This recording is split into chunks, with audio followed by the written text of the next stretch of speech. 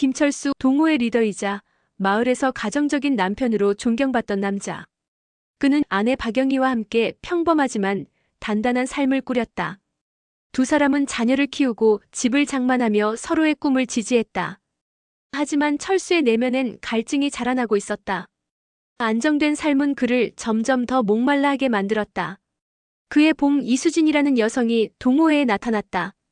싱글 도시에서 온 그녀는 타이트한 라이딩 복장과 도발적인 미소로 모두의 시선을 사로잡았다. 자전거 타는 법을 배우고 싶어요. 그녀의 목소리는 부드러웠지만 그 안엔 날카로운 유혹이 숨어 있었다. 철수는 리더로서 그녀를 환영했다. 그는 수진에게 기어를 조정하는 법을 가르치며 농담을 던졌다. 수진 씨, 페달은 부드럽게, 인생은 뜨겁게. 수진은 눈을 깜빡이며 답했다. 그럼 철수 씨가 제 인생을 좀 뜨겁게 만들어주세요. 동호회 멤버들은 웃었지만 멀리서 그 장면을 지켜보던 영희의 가슴은 불길한 예감으로 조여왔다. 수진은 동호회의 중심으로 빠르게 자리 잡았다. 그녀는 멤버들에게 간식을 나눠주고 라이딩 후 고급 와인을 가져와 파티를 열었다.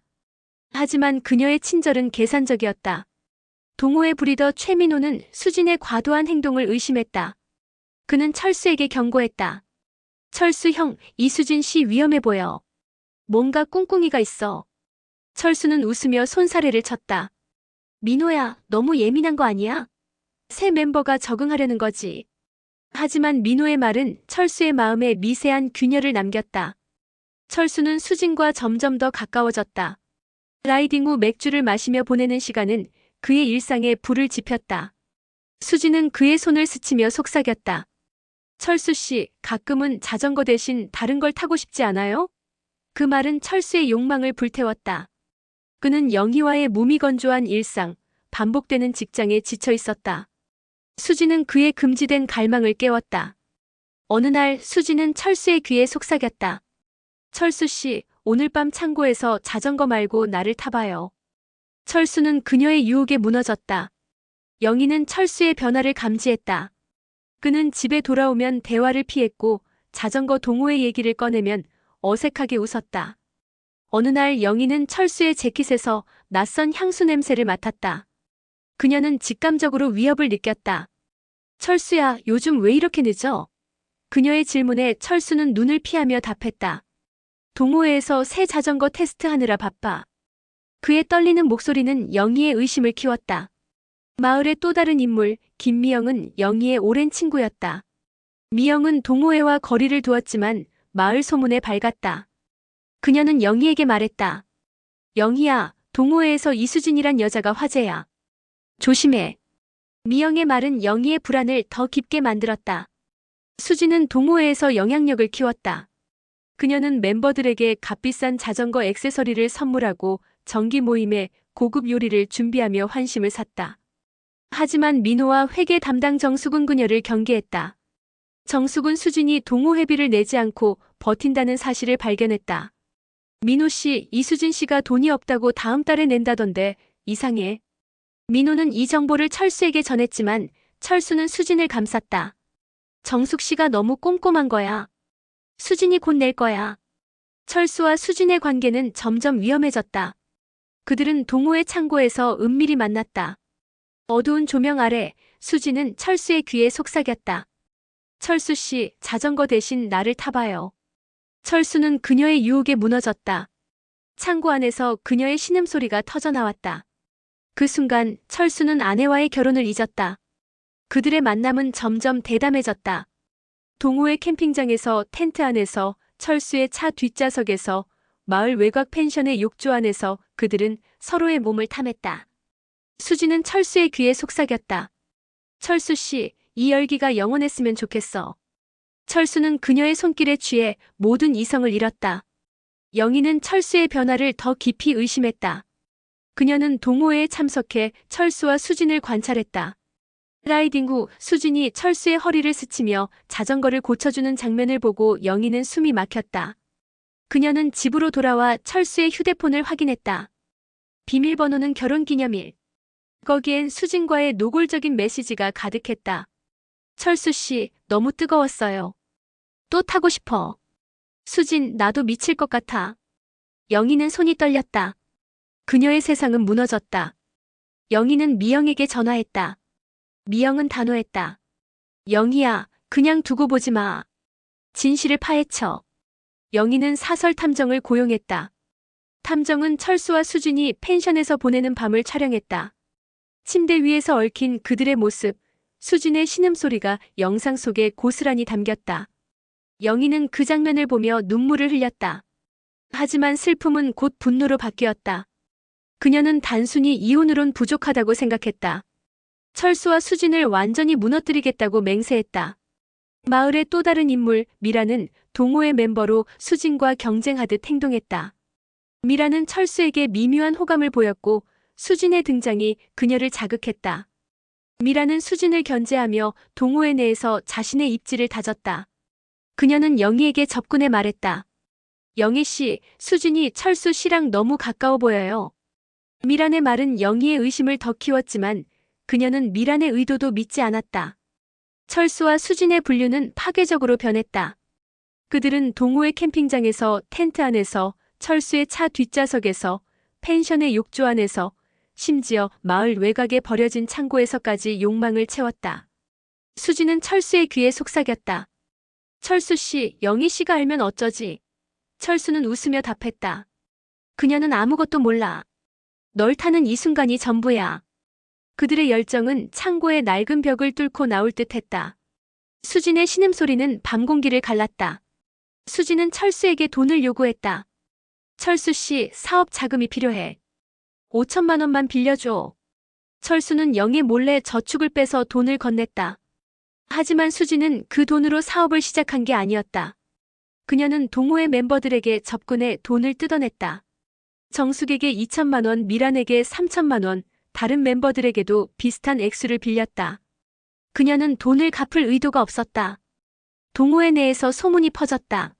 수진이 돈을 빌리고 갚지 않는다는 이야기가 돌았다. 민호는 공개적으로 수진을 비판했다. 이수진, 빌린 돈 언제 갚을 건가?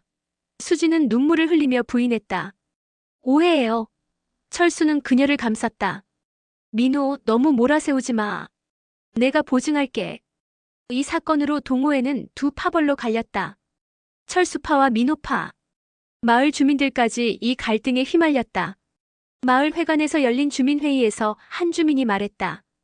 동호회가 마을 망신이야. 영희는 탐정을 통해 수진의 과거를 파헤쳤다. 수진은 이전 도시에서 남성들을 유혹해 돈을 뜯은 사기꾼이었다. 그녀는 신분을 바꿔가며 범죄를 반복했다. 영희는 이 정보를 동호회 멤버들에게 알렸다. 이수진은 우리 돈을 훔친 사기꾼이에요. 멤버들은 충격에 빠졌다. 민호는 수진을 추궁했고 그녀는 부인했지만 증거가 쌓여갔다. 수진은 철수를 협박했다. 철수 씨, 나 혼자 당할 순 없어. 당신이 도박장에 돈 댄 거 다 말할 거야. 철수는 당황했다. 수진은 빌린 돈으로 마을 외곽에 불법 도박장을 운영하고 있었다. 그녀는 철수를 도박장에 끌어들여 거액의 베팅을 하게 했다. 도박장에서의 밤 수진은 철수의 귀에 속삭였다. 여기선 돈도 나도 다 너 거야. 그녀의 신음소리는 도박장의 소음 속에서도 선명했다. 철수는 도박과 수진의 유혹에 중독되었다. 영희는 도박장 소문을 경찰에 제보했다. 경찰의 급습으로 도박장은 폐쇄되었고 수진은 체포되었다. 하지만 그녀는 철수를 끌어들였다. 김철수가 자금 일부를 댔어요. 철수는 부인했지만 그의 계좌에서 수진에게 송금된 기록이 발견되었다. 철수는 동호회와 마을에서 고립되었다. 하지만 더 자극적인 사건이 터졌다. 수진은 체포 전 민호에게 협박 편지를 보냈다. 민호 씨, 당신이 내 돈 세탁을 도왔다는 증거를 경찰에 줄 거야. 민호는 당황했지만 그는 수진의 돈을 만진 적이 없었다. 그런데 민호의 아내 한수미가 수진과 은밀히 연락한 사실이 드러났다. 수미는 수진에게 끌려 도박장에 돈을 투자했고 민호 몰래 빚을 지고 있었다. 수미는 남편에게 사실을 고백하며 울었다. 민호야, 미안해. 수진이 날 속였어. 마을의 또 다른 인물, 이장 최병철은 동호회의 소란으로 마을 명예가 실추되었다며 철수를 공개적으로 비판했다. 최병철은 마을 회관에서 주민들을 모아 말했다. 김철수는 동호회를 망쳤어. 이런 자가 리더라니. 최병철의 딸 최지연 30세는 동호회 멤버로 철수와 가까웠다. 지연은 아버지의 비판에 반발하며 철수를 옹호했다. 하지만 그녀도 수진에게 돈을 빌려준 피해자였다. 영희는 복수 계획을 치밀하게 세웠다.